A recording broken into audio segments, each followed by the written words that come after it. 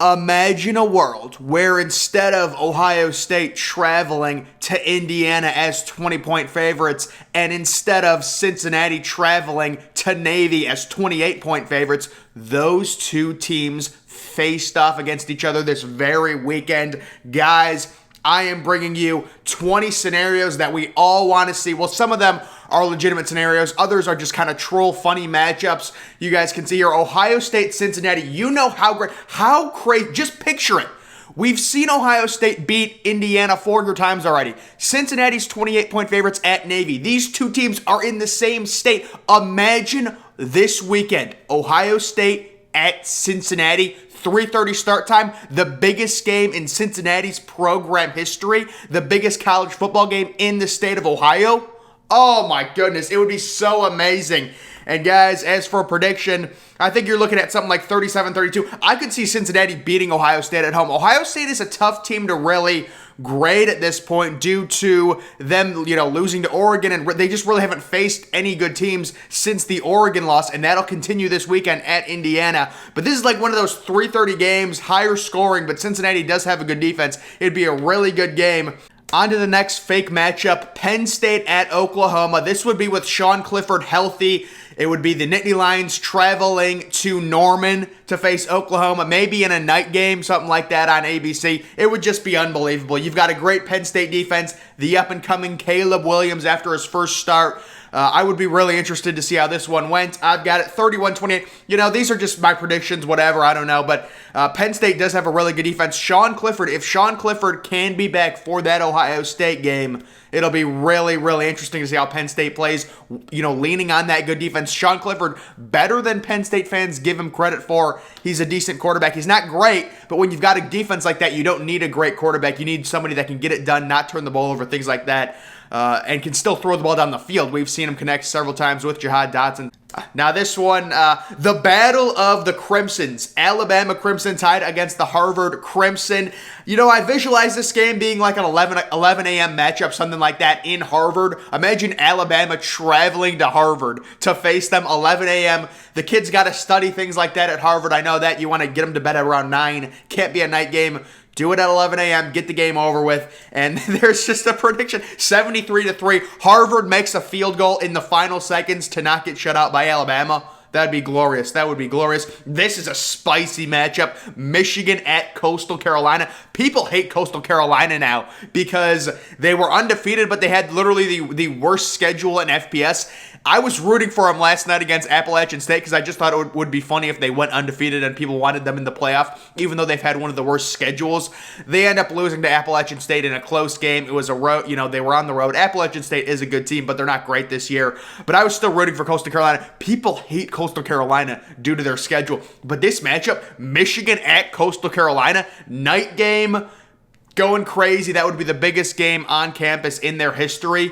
And I've got 31-25 Coastal Carolina, that home energy, night game. I would probably say 7:30 ABC type crazy non-conference. This is what we like to call an exotic non-conference game. It's just random. You've got Michigan and Coastal Carolina, very random. Michigan traveling down the coast to Coastal Carolina. I would love to see something like this happen. How about Georgia at Wyoming? The battle of the elite defenses. Wyoming does have a very good defense, and I visualize this game being like 3:30, maybe about 40 degrees out. The sun is setting, things like that in Wyoming. So this is Georgia going to Wyoming. This would be great for college football, and I've got it 41-3, but with a little caveat that Wyoming actually plays really well in the first half, and it's only like 7-3 at the end of the first half. Wyoming feeding off that home energy. Maybe College Game Day goes there, 3:30 start time. So you got sunny game, but it's like 40 degrees. So it's sunny and cold. I'm visualizing this. But it would be a great game. Stetson Bennett, Georgia, they end up overwhelming Wyoming, of course. We expect that to happen, but 41-3. How about this? Oregon at Army.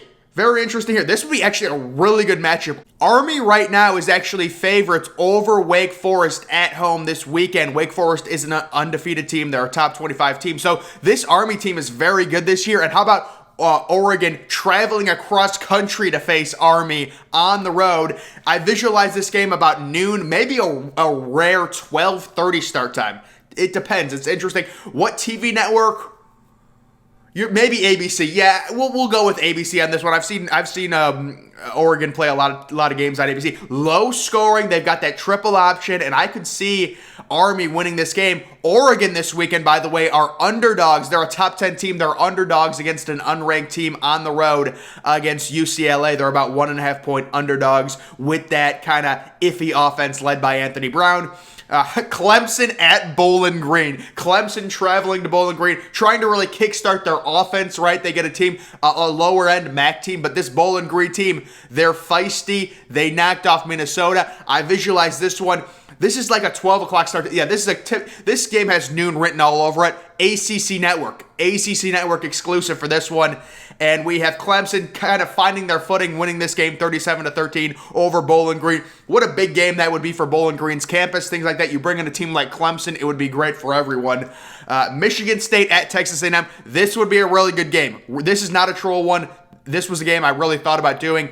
So at Michigan State going to Kyle Field, taking on Texas A&M, 3:30 CBS written all over it.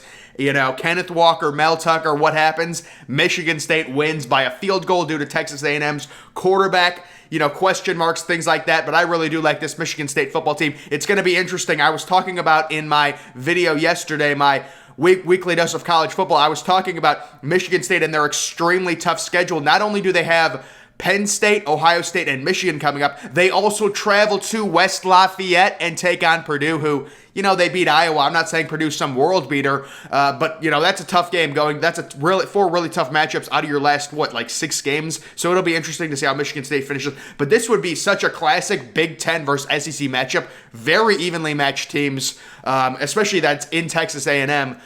Very, very good game there. Ohio State at Presbyterian.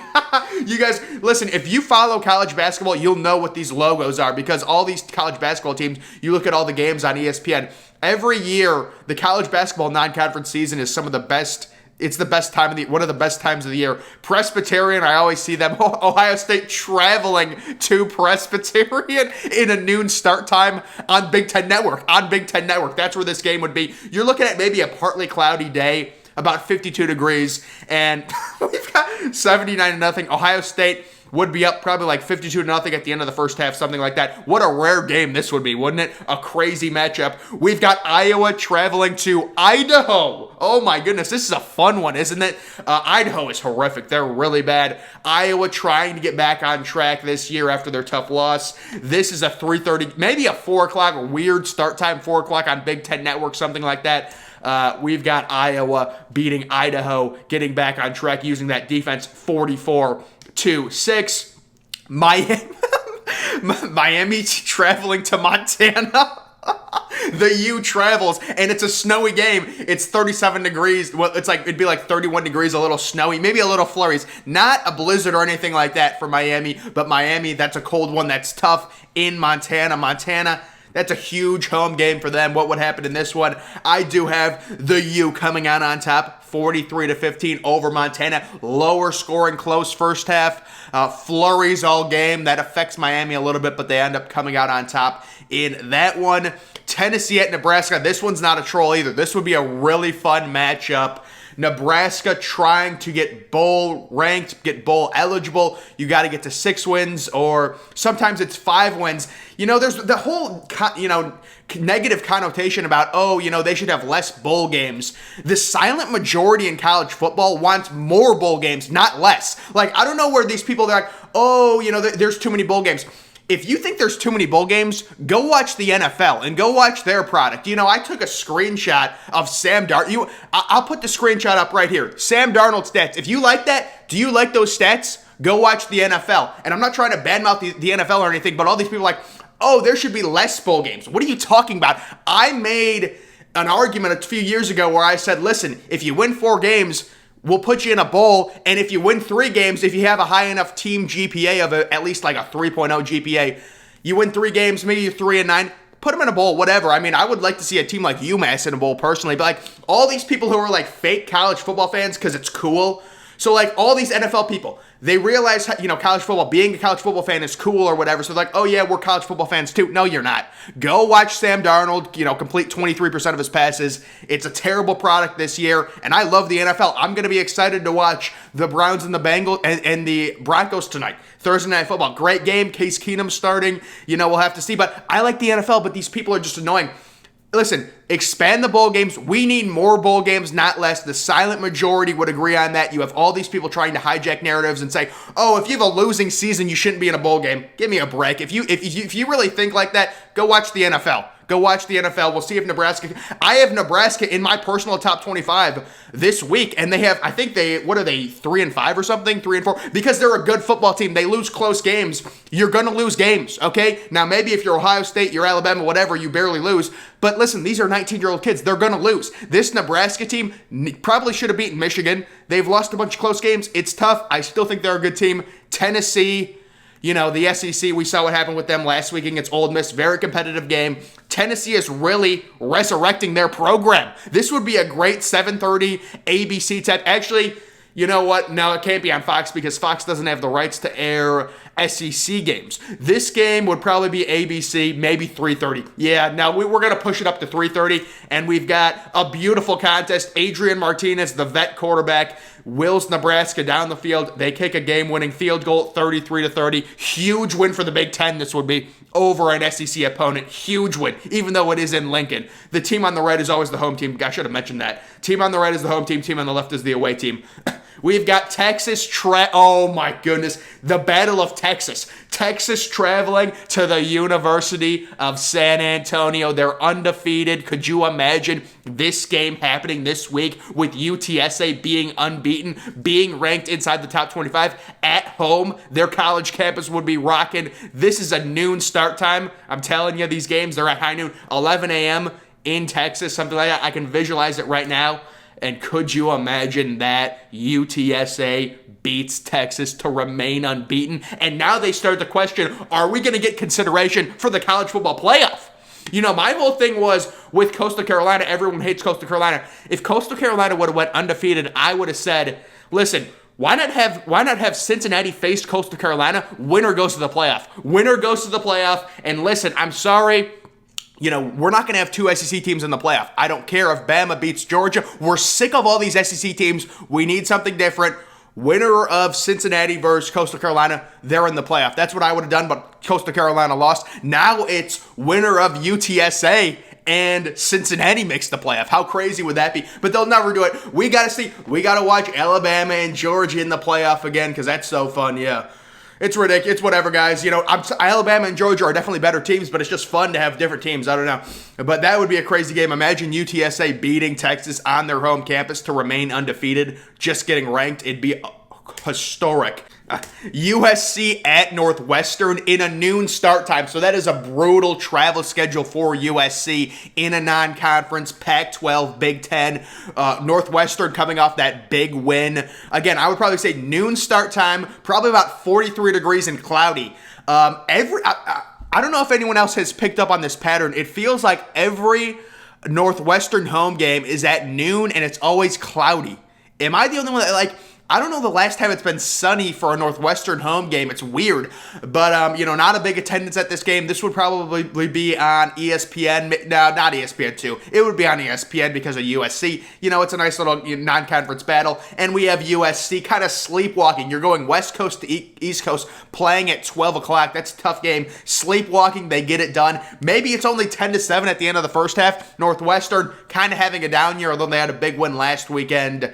Versus Rutgers. I thought Rutgers was going to win that game. Rutgers is a good team too, by the way. But Northwestern got a big win at home. This game, I would say USC gets it done, 23-10. Sleepwalks through it, but they get it done. We've got Ole Miss traveling to Liberty and Malik Willis. Could you imagine Matt Corral versus Malik Willis at Liberty? Phenomenal game. How about this one? 63-33. I think the over hit. I think the over in this one hit. Crazy points. Malik Willis, 4 touchdowns. Matt Corral, 7 touchdowns in this game. It'd be a beautiful matchup for, NFL scouts that want to scout these two quarterbacks. That would be great to see. Akron traveling. Akron traveling to Hawaii. Okay, not you can tell the troll ones. I mean, the university. Akron actually, what did they beat Bowling Green? Akron's having a better year than I thought they were going to have. I thought they would be one of the 2 or 3 worst teams in FPS. They're still probably a bottom 5 or 6 team in FPS, but they're not. I don't think they're 2 or 3 of the worst ones. We've got Hawaii pulling away in this one, 44-24. I would say the start time of this game, 11:59 p.m. So I'm not going to explain it. If you know, you know. You know how college football works. Hawaii has the time zones, so they don't want to put the game at 12 a.m., meaning it would be on Sunday. So they put the time at 11:59 p.m., which is really 6:59 Hawaiian time because it's a 5-hour time difference. If you know, you know. You understand. That's what they do with Hawaii. You see Hawaii at home, the game's at 11:59 p.m. They do that because they don't want it to be 12 a.m., which is Sunday. I'm just being honest. That's what they do. So this game would be at 11:59 p.m. on Saturday night. That's what I'm saying. So I really wanted to talk about this rivalry. Penn State at Pitt. Penn State versus Pitt, especially this year, would be so great. What happened to that rivalry? Every year, Penn State and Pitt should face each other. The battle for Pennsylvania. It's a great game. It's a great rivalry. Pitt's on the come up. They're looking good as a program. Penn State's phenomenal. They've got a great program. Home and home, home and home, home and home. One year it's at Pitt. The next year it's at Penn State. Then it's back to Pitt. Then it's back to Penn State. That's what they should do. This would be a great rivalry every single year. And I did, I'll throw Pitt a bone here and give them a shout out. It's going to be so interesting to see Pitt this weekend against Clemson at home. That's such a big game for their program. Can we build Pitt a stadium, please? Why do they have to play at Heinz Field? It's so sad. It's so sad. Give them an on-campus stadium, please. LSU at Colorado State. So this is maybe a little more of a snowy game, maybe like 31 degrees. A lot of, LSU players, they don't like the cold. At Colorado State, kind of an interesting matchup here. I like this one, and I do have Colorado State. So see, this is what happens. LSU, a lot of kids from Louisiana, a lot of kids from the South. That's where they recruit. You travel to Colorado, you're facing Colorado State late in the year.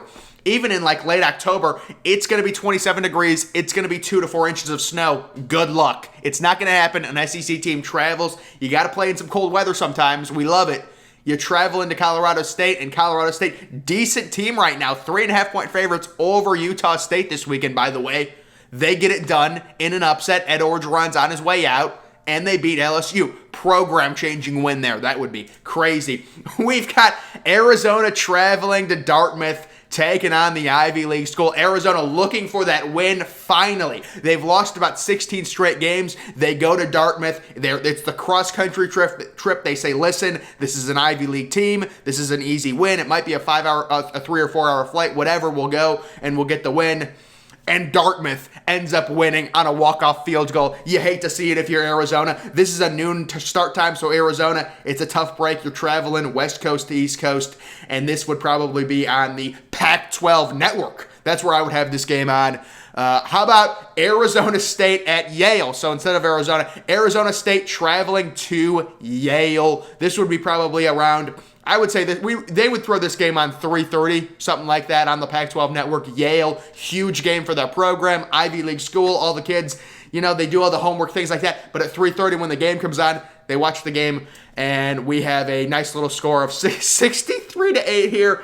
Jane Daniels, 5 passing touchdowns, 2 rushing touchdowns, something like that. And that's going to do it. That was the last one. So I think that was 20 total that I came up with. Just these fake matchups. Some of them are legitimate games I would love to see take place. Just like, Penn State at Pitt, just like Michigan State at Texas A&M, Ohio State at Cincinnati is the big one. If I could pick any game I would want, where it's located, the 2 teams, it would be Ohio State at Cincinnati, 3:30 game, ABC. It's the vibe, it's the feel. It would be crazy for the state of Ohio. But instead, we get to watch Ohio State beat Indiana for about the 30th straight year, and then Cincinnati is about 30-point favorites against Navy. It is what it is, guys. It's unfortunate, but maybe they'll face each other in the playoffs, something like that. Guys, that's going to do it for this video. Make sure you're following me on Twitter. Link to that's always in the description. I'm, of course, the Depressed Ginger. Thank you for watching.